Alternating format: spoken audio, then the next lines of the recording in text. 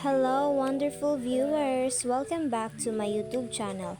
I am Wilmer May Chiu, and today I'm going to talk about the Code of Ethics for Professional Teachers, focusing on Articles 9 to 13. In this discussion, I will explain each article and its sections in simple terms so we can better understand their importance in our profession.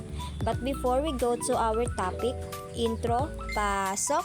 어쩜 이렇게 시간이 안 가는지 정말 버스 안에서 going 이불 속에서 going은 언제나 너에게 going. Prior to the proper discussion, let's have first the objectives. At the end of the lesson, the students shall be able to explain the key provisions of Articles 9 to 13 of the Code of Ethics for Professional Teachers. Apply the ethical standards in real-life teaching scenarios through group activities and discussions. Value the importance of dignity, integrity, and accountability in upholding the Code of Ethics. First, let's talk about Article 9, the teachers and parents. Article 9 talks about the teacher's role in working with parents. Section 1, it states that every teacher must maintain cordial relations with parents. So this means we should show respect, kindness, and professionalism whenever we deal with them. Section 2 requires teachers to inform parents about their child's progress and deficiencies. So, this must be done with honesty and tact. We should be careful in our words, highlight strengths, but also explain weaknesses in a constructive manner. Lastly, is Section 3 says that teachers should listen to parents' complaints with sympathy and avoid encouraging unfair criticism. This means we must be open to feedback but also protect the integrity of the teaching profession. Next article is Article 10, the teacher and business. Section 1 allows teachers to engage in legitimate income generation as long as it does not affect their main responsibility, and that is teaching. Section 2, it reminds teachers to maintain a good financial reputation. This includes being responsible in paying debts and avoiding financial problems that can damage our credibility as professionals. Section 3 prohibits teachers from acting as agents or having financial interest in school-related ventures unless permitted by regulations. So this prevents conflicts of interest and ensures fairness in the school system. Next, we have Article 11, the teacher as a person. Section 1 says teachers must live with dignity at all times. And Section 2 reminds us to practice self-discipline in all relationships and situations. In short, we must uphold integrity in both personal and professional life. Section 3 says teachers must maintain a dignified personality, serving as a model for both learners and peers.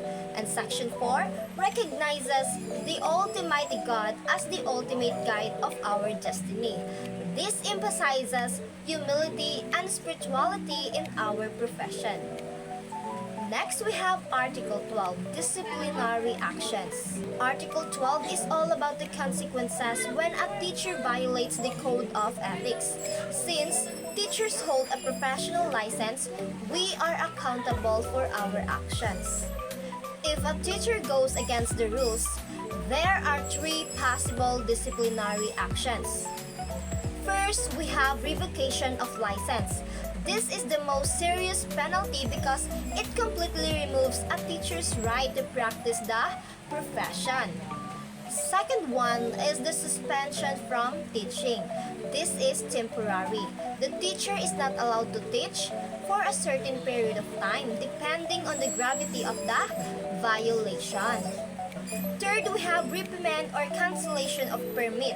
This is lighter compared to the first 2, but it still serves as a warning and official record against the teacher. These actions are backed by Republic Act 7836 also known as the Philippine Teachers Professionalization Act under Rule 31.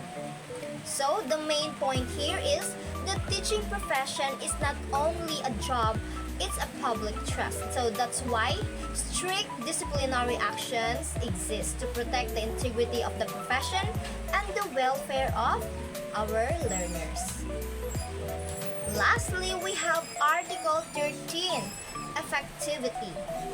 Article 13 explains when the Code of Ethics officially takes effect. It states that the code becomes valid once it is approved by the Professional Regulation Commission or PRC and after 60 days of publication in the Official Gazette or in a newspaper of general circulation.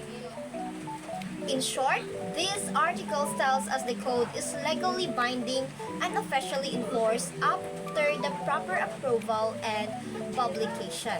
So, in summary, Articles 9 to 13 of the Code of Ethics remind us that teachers are not just educators, but also role models, professionals, and citizens with responsibilities to parents, society, and to ourselves. Thank you for listening, and may we all strive to live by these ethical standards as future educators.